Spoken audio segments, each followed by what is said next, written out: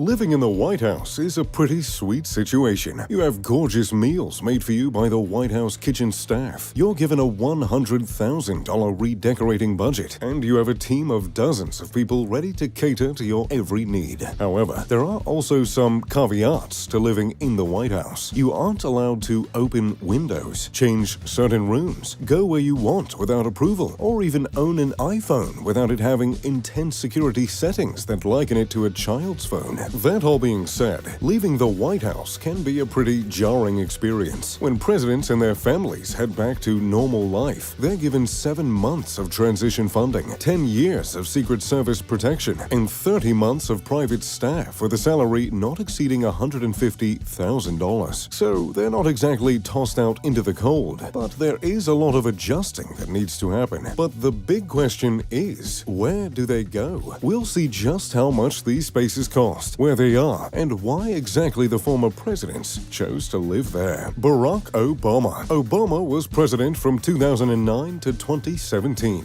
and he was very vocal about his living plans after his presidency. Though many expected him to return to Chicago, Obama instead decided to stay in D.C. to allow his youngest daughter, Sasha, to finish her schooling, rather than purchasing a property outright, even though he definitely could afford it. Michelle and Barack decided to lease a home in the upscale neighborhood of Kalorama. And by home, I mean mansion. The 8,200 square foot home mansion has 9 bedrooms, 8.5 bathrooms, and is worth $6.2 million. Given that Washington, D.C. contains some of the most expensive homes in the world, that price does make a bit of sense. And though the exterior of the home has a charming vintage cottage appeal, the inside is the polar opposite, a minimalist modern design. The kitchen features white, gray, and black accents, which are also found throughout the rest of the home. There are state-of-the-art appliances, and with no more White House kitchen staff serving up meals, I have a feeling they get some use. There is also an area in the kitchen reserved for storing books or drinks, if that's more your style. If it were me, I'd probably put, well, both. Beyond the living room, there are several sitting areas. The window panels tie the exterior of the house to the interior with their vintage design, while also sporting the sleek lines and minimalist colors that are found in the interior of the home. The main living room is subtle and cozy, with a big fireplace for wintry nights, and yes, more gray and white. The dining room sports a weathered wood ceiling, which contrasts the white walls and dark wood floor original to the home. There's also a chandelier that is